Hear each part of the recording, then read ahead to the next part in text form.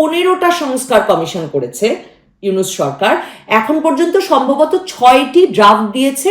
সেই ড্রাফটগুলো, খসড়াগুলো নিয়েও রাজনৈতিক দলগুলোর সঙ্গে কোনো আলাপ শুরু হয়নি। এর একটা হচ্ছে সংবিধান সংস্কার কমিশন, আর মাহফুজ আলমের ঘোষণাপত্র প্রজেক্ট তো রয়েই গেছে। বিএনপির ভারপ্রাপ্ত চেয়ারম্যান তারেক রহমান দলের এক কর্মসূচিতে বরাবরের মতোই ভার্চুয়ালি যোগ দিয়ে স্পষ্ট করে বলেছেন, সংস্কার বক্তব্য রেখে এ আলাপ দীর্ঘায়িত না করে যত দ্রুত সম্ভব নির্বাচন দেওয়া উচিত। তিনি বলেছেন যে সংস্কারের আলাপ আলোচনা দীর্ঘায়িত হলে আবারও স্বৈরাচার সুযোগ পেয়ে যাবে, দেশের মানুষের কাঁধে চেপে বসবে। সংস্কারের আলাপ যত দীর্ঘ হবে দেশ তত বেশি সংকটে পড়বে। সংস্কার বক্তব্য রেখে দয়া করে এই আলাপ দীর্ঘায়িত করবেন না। যেই সংস্কার প্রস্তাব বিএনপি দিয়েছে, যেই সংস্কার প্রস্তাব অন্তর্বর্তীকালীন সরকারের কমিশনগুলো তৈরি করে দিয়েছে, যেটাই হোক না কেন, এই সংস্কারকে যদি বাস্তবায়ন করতে হয়, নির্বাচন ছাড়া আর কোনো রাস্তা নাই। বিএনপিকে এখন যে ঘন ঘন নির্বাচন দ্রুত করবার দাবি এবং এই সংস্কার নাটক বন্ধের দাবি করতে হচ্ছে, তার একটা বড় কারণ 8ই আগস্ট ক্ষমতা নেওয়ার পর 16ই ডিসেম্বর, মানে 4 মাসেরও বেশি সময় আগে ইউনূস সাহেবের মুখ থেকে, প্রধান উপদেষ্টা ডক্টর ইউনূসের মুখ থেকে নির্বাচনের কোনো তারিখ বা কবে নাগাদ হতে পারে এ প্রশ্নের উত্তর দেশি বিদেশি কোনো সংবাদ মাধ্যম বা কোনো প্রশ্নের উত্তরে পাওয়া যায় নাই। 16ই ডিসেম্বর প্রথমবারের মতো তিনি যখন জাতির উদ্দেশ্যে ভাষণে একটা তারিখ দিলেন, মনে থাকবে তিনি তারিখ দেওয়ার ক্ষেত্রে বললেন যে মোটা দাগে বলা যায় 2025 সালের শেষ দিক থেকে 2026 সালের প্রথমার্ধের মধ্যে নির্বাচনের সময় নির্ধারণ করা যাবে। কিন্তু ওই বক্তৃতাতেই তিনি একটা তবে কিন্তু যোগ করে দিয়ে সেই ছেলে ভোলানো ছড়া শুরু করলেন। তিনি বললেন যে যদি বেশি সংস্কার করতে হয়, নির্বাচনের ভোটার তালিকা নির্ভুলভাবে তৈরি করার ভিত্তিতে নির্বাচন সম্পন্ন করতে হয়, অর্থাৎ অল্প কিছু সংস্কার করতে হয়, তাহলে 2025 সালের শেষের দিকে নির্বাচন অনুষ্ঠান হয়তো সম্ভব। আর যদি এর সঙ্গে নির্বাচন প্রক্রিয়া, নির্বাচন সংস্কার কমিশনের সুপারিশের পরিপ্রেক্ষিতে এবং জাতীয় ঐকমত্যের ভিত্তিতে প্রত্যাশিত মাত্রার সংস্কার করতে হয়, তাহলে হয়তো আরো 6 মাস লেগে যেতে পারে। কাজেই তখনই সংবাদ মাধ্যমগুলো বলছিল, তার মানে একদিকে তিনি যখন বলছেন 25-এর শেষ অথবা 26-এর শুরু, আসলে তিনি বলতে চাইছেন 25-এর শেষ অথবা 26-এর মাঝামাঝি। এই ব্যাপারটি আরো পরিষ্কার হয় নিউ এজের সঙ্গে সম্পাদক নুরুল কবিরের সঙ্গে সাক্ষাৎকারে ডক্টর ইউনূসের।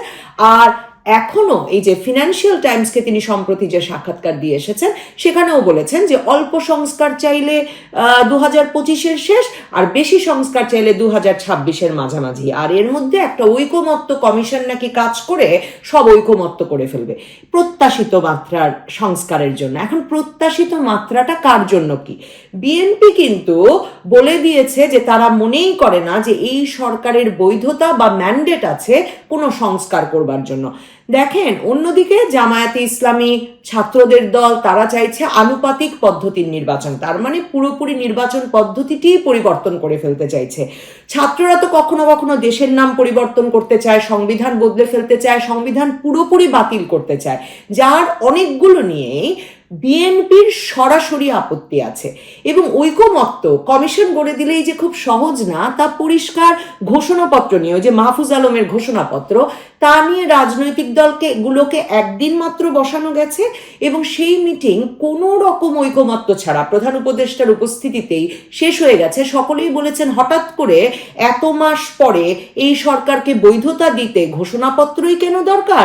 আর ঘোষণাপত্রে শুধু ছাত্রদের কৃতিত্ব দিয়ে কিংবা 2024 সালের আন্দোলনকে শুধুমাত্র বাংলাদেশের জনগণের একমাত্র আন্দোলন বলে ফেললে চলে কিনা, মুক্তিযুদ্ধকে যথেষ্ট গুরুত্ব দেওয়া হচ্ছে কিনা, তার মানে খুব বেসিক জায়গায়, মৌলিক জায়গায় রাজনৈতিক দলগুলো ঐকমত্য থেকে অনেক দূরে। নির্বাচনী ব্যবস্থাটা কি হবে, আনুপাতিক পদ্ধতি নাকি বর্তমান পদ্ধতি, তারপর বাংলাদেশের নাম কি হবে, তারপর বাংলাদেশের সংবিধানের মূল নীতিগুলো কি হবে, এরকম নানা রকম আলোচনা এখনো বাকি। ঐকমত্য কমিশন এখন পর্যন্ত একবারও কোনো বৈঠকে বসে নাই রাজনৈতিক দলগুলোর সঙ্গে, বা বসাতে পারে নাই। অন্যদিকে দেখেন 15টা সংস্কার কমিশন করেছে ইউনূস সরকার এখন পর্যন্ত সম্ভবত 6টি ড্রাফট দিয়েছে। সেই ড্রাফটগুলো খসড়াগুলো নিয়েও রাজনৈতিক দলগুলোর সঙ্গে কোনো আলাপ শুরু হয়নি। এর একটা হচ্ছে সংবিধান সংস্কার কমিশন, আর মাহফুজ আলমের ঘোষণাপত্র প্রজেক্ট তো রয়েই গেছে। এই অবস্থায় আসলে এই সময় ক্ষেপণ, যেটাকে তারেক রহমান বলছেন সংস্কার সংস্কার বলে সময় নষ্ট করা, তো এই সংস্কার সংস্কার বক্তব্যর কারণটা কি?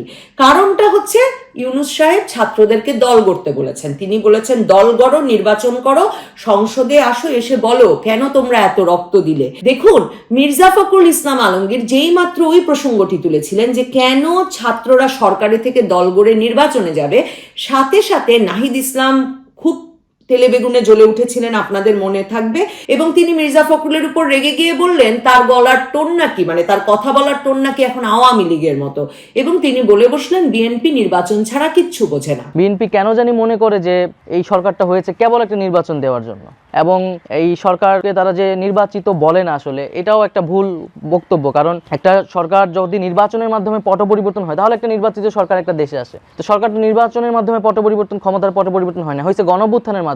তারা বিচার, সংস্কার এবং নির্বাচন করবে। তো আমরা বিচার এবং সংস্কারটা আমাদের কিন্তু সমান প্রায়োরিটি। সেই জায়গায় যখন বিএনপি এই একই কথায় তাল দেয়, তো তাদের কথার টোনটা কিন্তু আওয়ামী লীগের সেই টোনের সাথে মিলে যাচ্ছে। এখন বিএনপির ভাইস চেয়ারম্যান তারেক রহমান বলছেন যে এই যে ছাত্ররা সংস্কার সংস্কার করছে, কিংবা অন্তর্বর্তীকালীন সরকার প্রত্যাশিত মাত্রার সংস্কারের কথা বলছে, তারা 2023 সালে রাষ্ট্র সংস্কার, রাষ্ট্র কাঠামো মেরামতের জন্য বিএনপি যে 31 দফা দিয়েছিল, তারেক রহমান বলছেন তার সঙ্গে দেখা যাবে 80 ভাগই মিলে গেছে, 100 ভাগ নাও মিলতে পারে। যেমন তিনি বলছেন যে দুবারের বেশি প্রধানমন্ত্রী হওয়া যাবে না, সে কথা সেই 31 দফায় ছিল, সংসদের উচ্চ কক্ষের কথা সেই 31 দফায় ছিল। কাজেই একটা নির্বাচিত সরকার এসে যাতে সংস্কার পরিচালনা করতে পারে, সে কারণে দ্রুত নির্বাচন দেওয়া উচিত।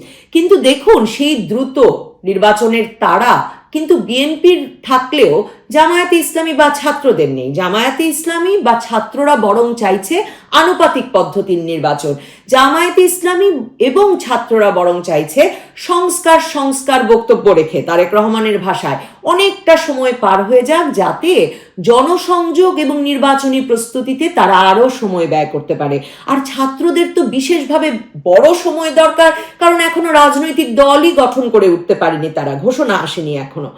এখন সেই প্রশ্ন আবারও যে বিএনপির এই তাড়া, বা বিএনপি যে এখন সংস্কারের পরিবর্তে সরাসরি নির্বাচনে যেতে একরকম চাপ সৃষ্টি করতে চাইছে, তাদের কথায় কেউ কি কর্ণপাত করবে? কেউ শুনবে বিএনপির এই উদ্বেগের কথা?